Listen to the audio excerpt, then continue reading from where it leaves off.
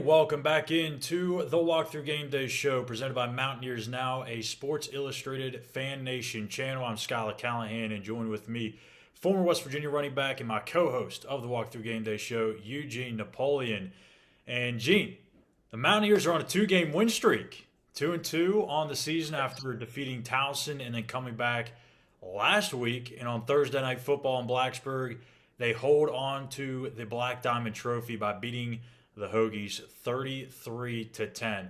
Don't want to spend too much time on that game since we did already talk about it in the Mountaineers Now post-game show. But what do you feel like is the trajectory of this team right now? Is it a team that you still believe in that can get to your preseason prediction of 10-2? Or is there still a lot of work that needs to be shown for you to believe that expectation could still come through? Well, right now listen, I would want us to get to bowl eligibility, all right, which is 6 wins, okay? What I saw in Blacksburg, and I have to go back real quick, as my wife said, and she was right, it's tough because they stink. So, in saying that, we did everything we were supposed to do, and that score was indicative of a game. That's what you're supposed to do with people that shouldn't be on the field with you. Okay. Barring that, if we can build on that, offensive line, defense, our secondary seem to have done some things which kind of moved them along. You can see that they're progressing in the right direction. Special teams have to continue to get better and make plays. I'm going to tell you something, Schuyler. It could be interesting because, as we both know, there are no easy games at this point anymore. You're into conference play. So they jumping right into it at Texas. So we're going to have to build on, no disrespect to Townsend. And of course, when you say that, you already know that that's disrespect to Townsend. Anyway, so my point is, I don't look at what we did with Townsend. We're supposed to do that. I'm not really even looking at what we did, this past Thursday night, in Blacksburg. What I am looking at, howsoever, is what are we going to do? How are we going to answer the bell, in Texas? That's what I'm looking at. That's going to tell me a lot about where we're going in our trajectory moving forward. And I'm just hoping we can build on the things we did in Blacksburg, because if we do, we have a chance to be pretty damn good. Yeah, I had a couple of people actually reach out to me this afternoon. It's Tuesday afternoon when we're recording this, but that they were shocked that I still had West Virginia at 10th in my Big 12 power rankings. And I'm like, what do you want me to do? I mean, you look around the Big 12, Kansas is 4-0. Okay, they're not in 10th place. You can't have them there. TCU beats SMU. Iowa State's look pretty decent. Right. Texas Tech, who I had at number 9 or 8 last week, they just beat Texas. So, who other than West Virginia are you going to put at that number 10 spot right now? Because yes, they have won the last 2 games, but if we're taking a look at the entire picture, those 4 games, I don't see how there's any team that has played, I wouldn't say at a lower level, because I don't think West Virginia's played terribly. But I think this year the Big 12 just doesn't have any cupcakes in it. You look at that from top to bottom, there's not one guaranteed win, especially with Kansas now taking that leap. Do you feel like the Big 12 is not getting the credit that it deserves? No doubt about it. Well, look at it. How many teams do we have ranked in college football right now from the Big 12? What is it, 4 teams, 5 teams? I'd say 4, yeah. Right, okay. So that alone, so you talk about 40% of your conference is ranked. Are you kidding me? And so unfortunately, it's the spillover from what it used to be, from a whole different perspective, when you used to say, oh, well, that's the shoot 'em up, bang, bang conference where everybody's scoring 60, 70 points and there's no defense being played. You can no longer say that because they're winning games outside the conference now. They're beating teams outside the conference now that are pretty good football teams. Yeah. And to do that, you have to be consistent on offense and defense, and obviously on special teams. They're doing that. So yeah, I think there's a certain, it's an unfortunate glare and little blemish on the Big 12 conference, but let there be no mistakes made. There's some really good football being played in the Big 12 conference this year. Oh yeah, and I think really over the last 2 to 3 years, once you've seen a lot of that coaching turnover, you West Virginia had Dana Holgorsen, now you got Neil Brown, Kansas State with Bill Snyder, and now I have Chris Kleiman. Right, Um, Iowa State with Matt Campbell has kind of become a really strong defensive team. Dave Aranda at Baylor now after taking right, over for Matt Rule. Like there's been so many coaching changes in the Big 12. It's not the same like you said, complete air raid and let's go score 60 points and try to outscore everybody every week. The right. defense in this league has steadily increased year by year. And I think now everyone just still has that perception that this is just a shootout type of league. But I don't think that. Like, I've watched the ACC the last Right. 2 weeks, and I'm seeing North Carolina put up 60. Then the next week they give up 55. I'm seeing Louisville do the same thing. The Right. ACC is kind of more like that now, where I think the Big 12's becoming more of a complete league. The Sure. problem is with Oklahoma kind of maybe taking a step back. Now, I don't know. We'll see what the rest of the year happens, but they lost to Kansas State 41-34, a team that I think could go to the Big 12 championship. With Oklahoma not, or maybe not being as good as they have been in years past, Texas is still doing whatever they're doing in Texas. Um, the face of the league almost kind of depends on Oklahoma State and Baylor, I think. Baylor won the league last year. Oklahoma State's always been in the picture. Right. But if those two teams are the two top teams in the league, can can the Big 12 still have the same weight and get into the college football playoff, or do you think this is a year where again where the Big 12 is so good top to bottom that it just kind of eats itself alive?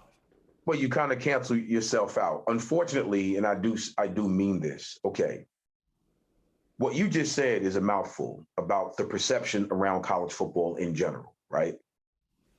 If the face of your league are two programs that are normally in the middle pack of your conference, and now they've elevated to be the face of your league, but the perception around college football is they're still a middle pack team or program, Yeah. therein lies a different problem.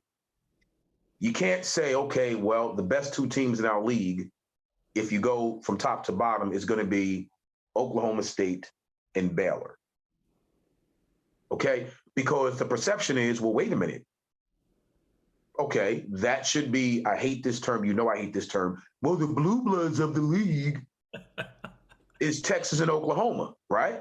Right, right. So that, because we already know this thing turns into big dollars when it comes to marketing and promotion and promoting a brand with a conference. I don't know if the advertiser want to put a whole bunch of money in marketing in a big time bowl scenario with Baylor or Oklahoma State. Yeah. I don't know. I'm just talking the reality of business, big business at that level, right? Do they deserve it? Heck yeah, because if you're putting the product on the field that will give you the wins minus the losses, that puts you there, heck yeah, you deserve it. Of course you deserve it. So that's where I go with that. I'm going to be honest with you. I hope every team continues to win in the Big 12, including West Virginia, because maybe then, again, from top to bottom, when you start to compare wins and losses with the team in our conference against other conferences, we'll finally get the respect that we deserve as an entire conference.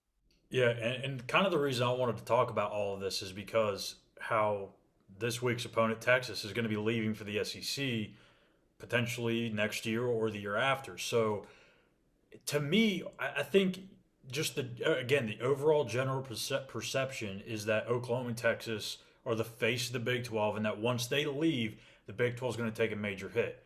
To me, when I look at Oklahoma and Texas, they leave, do their thing in the SEC, but you bring in BYU, you bring in Houston, Central Florida, and Cincinnati. That's four more good teams. Like both football and basketball have been very competitive at those schools for Right, years. So now right. I think the Big 12 only gets better. I don't think it gets worse. No, I agree with you. You see, here's the thing. You have to look at the totality of the programs. And as you just said, when you bring those programs in, you're talking about everything, not just the football piece, basketball, baseball, track, all of those other sports that really make up a really strong conference. I agree with you 100%. So I'm not into, listen, again, I'm one of them old school people who think if you don't want to be here, get out. Get to stepping. You understand what I'm saying? Kick rocks with no socks. I hope it hurts. Exit stage left. If you want to take your ball and go someplace else, go do that. And let's see if you think the grass is greener in the SEC. The key is this. We both know what this is all about. This is all about the almighty greenbacks, right? The dollars. That's cool. Dollars and cents, right? But does your dollars make sense for you to go into that conference and be the doormat?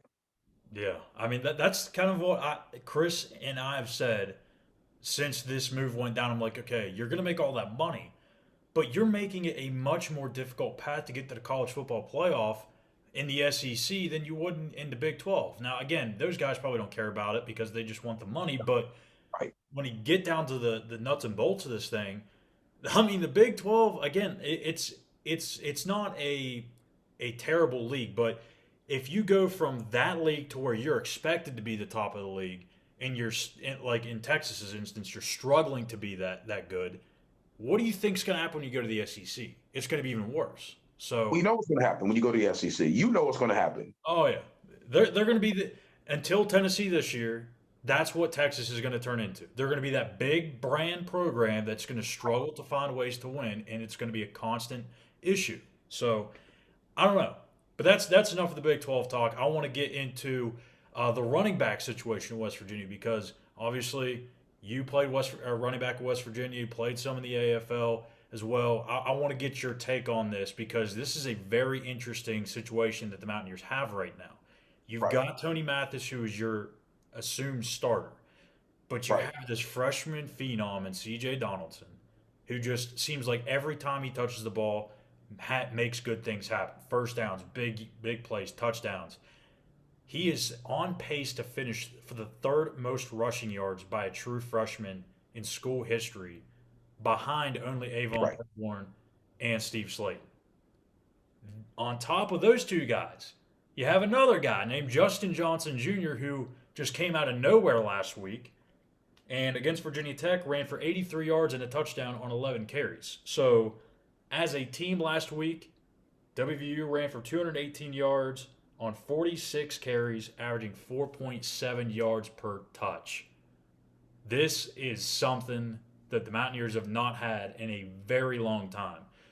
And you are the perfect man to ask this question because you were not a feature back at West Virginia. And neither were the other guys at West Virginia at the time. Because Absolutely. you had three, really four guys Right. in that running back rotation. Explain me to the fans that situation that you were in back then and how it may compare to what the Mountaineers have in that room right now. Let me tell you something, and I love it. And that's a great question, Schuyler. Thank you. Here's the key. When you have backs that are different styles of backs, none of us were the same. Myself to A.B. Brown, to Andre Johnson, to Craig Taylor, to Major Harris when he ran the ball, none of us were the same type of runners. So it kept the defense, it kept the coordinators up at night trying to figure out that 3 to 4-headed monster. What do you do with that? Yeah. Right? Okay. The key is you almost have to be unselfish. Because I knew, had I stayed at Pitt or if I'd went any place else, if I'm the featured guy in an offense that featured eye back is going to carry the ball 20 plus times a game, my average alone, 5 yards per carry. Okay. Barring injury, you're talking about 12 to 13, 1,400 yards. You're talking Heisman.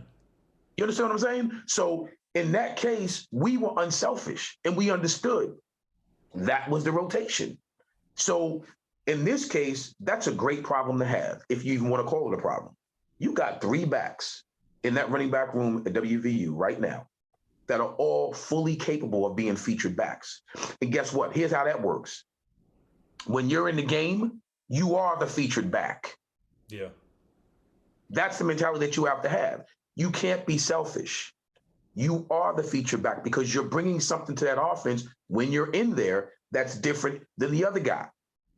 But the collective whole is why we play the game. The collective whole of that uniform is why we put the uniform on. If you're going to be selfish and not understand what that means, then you shouldn't be there. Because to be great is all about friendly competition, right? Those guys are really good. I respect each and every one of those backs. They're very good. As long as they play the way they're supposed to play, and you don't start listening to crazy people, oh my God, you should have went someplace where you're getting 30 carries a game. Stop it. Stop it. Yeah. Because even in those situations, 30 carries a game equals injury latter part of the season. It does. Keep them fresh. Keep them fresh. Keep them rotating, and let's keep winning football games, Schuyler. This is not about being selfish. This is about we're toeing the line, and we're doing everything we can to bring victories home to our fine university and to our state and to our fans. I think it's a very tricky situation because it's easier said than done to just assume that these guys are going to stay happy, especially in today's world where the transfer portal exists, and if you're not getting the touches you think you deserve, or you're not in the role that you deserve, you can just hop your happy butt right on in there and find somewhere else to go. What is the biggest, I guess, what's the biggest thing that either the coaching staff or just these running backs in particular need to do to prevent that from happening, prevent the selfishness to get in their head? From a coaching staff perspective, you have to be completely honest. The minute you lose the integrity of being honest, that's when you start losing players. Yeah. Honestly. Somebody may not like it, but it's the truth. The role you play is going to be depicted on how honest your staff is in this scenario. You can't go in there BSing and telling them one thing on Monday and something different on Wednesday. Yeah. Because once these young men start to realize you don't have or they think you don't have their best interests at heart because you're lying to them, that's when you start that self-doubt, that selfish mentality creeps in. As long as these coaches are honest, I think they'll be fine. Now, I don't know if you change what's going on right now. See, if I'm me and I'm a running back coach there, if it ain't broke, don't fix it. Exactly. Exactly. The way it is, everybody's getting touches in a round robin, right? It's different if one guy has 40 tugs, the other guy has 20 tugs, the third guy who may be just as good has 2 tugs. Now that's a little bit out of whack. Right. Because then that means you have to engage in some sort of a come to Jesus meeting with the running back coach and OC. Yeah. So as long as they're honest, Schuyler, I don't think there'll be a problem. That only rears its ugly head when these coaches start lying or telling untruths to the players. Hey, preach it, brother. Preach it. And this is why I wanted to ask you, because you've been in that situation before. Now, obviously, the times may be a little different how kids think of things, but I think that's a perfect way to put it. So let's get to our keys to the game for West Virginia at Texas. Neil Brown, he put it simple. It's the same thing as it's been the last few weeks. It's protect the football, run the ball, and stop the run. It sounds simple as can be, but it's what's worked the last 2 weeks, and that's kind of what the identity of this team is built on. They're top 25. I think they rank 25th nationally in run defense. They're 20th in rushing. And, I mean, to be able to run for 200 yards in a game over the last 2 weeks, and you don't have a running quarterback, which John Antoniuk, the writer for WVSports.com, he brought that up during Neil's press conference on Tuesday. That's interesting to see that happen, to have that many rushing yards with a quarterback that does not run the ball. Now, he could, but probably doesn't help you to do so. You're only putting him in harm's way. So the keys to the game for me, Texas is coming off a very heartbreaking loss to Texas Tech on the road in overtime, in which their defense played 100 snaps. I told you this before we started recording, and you're like, huh? So 100 snaps. The thing Texas Tech did was they went for it on fourth down a bunch. They went up tempo, and they really kind of gassed Texas, especially late in that fourth quarter, carrying in overtime. Some fans will look at that and say, you know what? Take some of that from what Texas Tech did and go up tempo. I say don't do that. You're talking about West Virginia, who played on a Thursday night, so they've got 2 extra days off, right? Texas just played 100 snaps defensively. I'm not going up tempo. I'm going to stick to what my guys do best, and that's running the football down their throat and just keep the offense off the field and keep their defense on the field constantly. Run the Right. ball because I think over time throughout the game, if you're running the ball right down their throat 35, 40 times throughout the day, that's going to wear on them more than running the Absolutely. ball or than snapping it 100 times. No, I agree wholeheartedly. Here's the other point to that too, which is interesting. If you can control the line of scrimmage against a team like Texas, who prides themselves on being really good up front defensively, from a psyche standpoint, that's a totally different vibe. Is from a psyche standpoint. My key is we have to control the line of scrimmage on the offensive side of the ball. We have to. If we do that, and our backs are averaging 4.5, 4.6, 4.7 yards per carry, game is over if you stay steadfast to that blueprint. And then you got a quarterback that, because with that, now opens up the play action. Yeah. With that, now opens up all these different passing lanes for you to let your receivers eat and do their thing. It starts up front. We have to hold our water up front. We have to play well, and we have to play consistent 4 quarters of football up front. And I'm talking about the defense side of the ball as well. We do those 2 things and get 2 big plays on special teams, it could be really interesting. Yeah, I agree wholeheartedly. I think the offensive line has played really well over the last couple of weeks, which is something that really wasn't there in the first 2 weeks against Pitt and Kansas, but they've really turned the corner. Zach Frazier, like Neil Brown said, has won a lot of one-on-ones. Some of those younger guys are starting to finally grow into what they're supposed to be. So, hey, you've played well the last 2 weeks. Like I said, if you can continue to do what you've done, I don't think you need to worry about going up tempo or anything. That in itself, if you got C.J. Donaldson in the backfield and those other 2 running backs, there's no need to sit there and run 100 plays. Don't gas yourself out. Right. Gas them out by just running the ball right at them, right up their right at their teeth. So, That's not what you do. And like you said, that's not what you do. So right. don't get caught up in somebody else's game plan.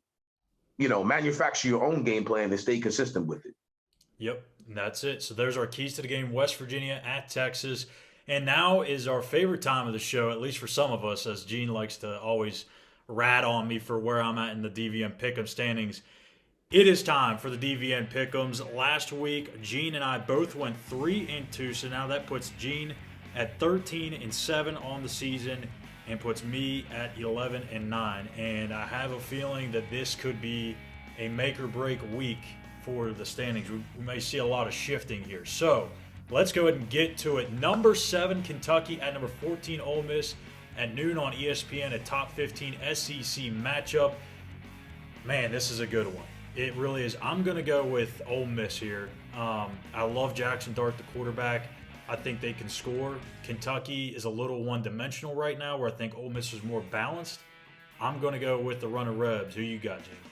Oh, definitely. Ole Miss all day long.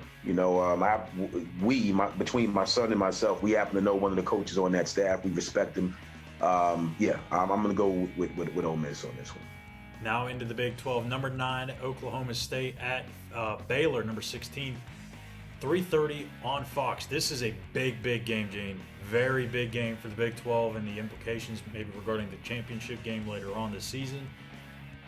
Baylor is a very well-coached football team by Dave Aranda. I understand that.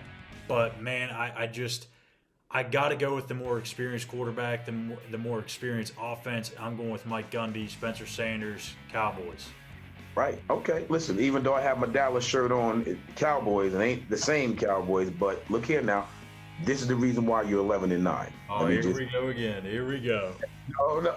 I'm going to go with Baylor because they are a well-coached football team, and for some odd reason, they just simply, from last year to now, they just find ways to win football games. I'm going with Baylor. They do. It's a good game. I wouldn't be surprised either way how that one turns out. Number 22, Wake, and number 23, Florida State, 3:30 ABC. Man, this is another tough one. I think Wake is close to being a team in the ACC that's going to really compete every year, but there's just still some facets of their team I'm not quite sure about. I feel a little more confident in Florida State, so I'm going to go with the Seminoles. Wake Forest. No. And you're going to laugh at this, but Wake Forest, it'll be a close game. Wake Forest will pull that game out. And don't get me wrong, I like the Seminoles. But for some odd reason, I don't know. I think Wake Forest will pull that game out. Staying in the ACC, it's a top 10 matchup. Number 10, NC State going on the road at number 5, Clemson, 7:30 ABC. This is where College Game Day is heading.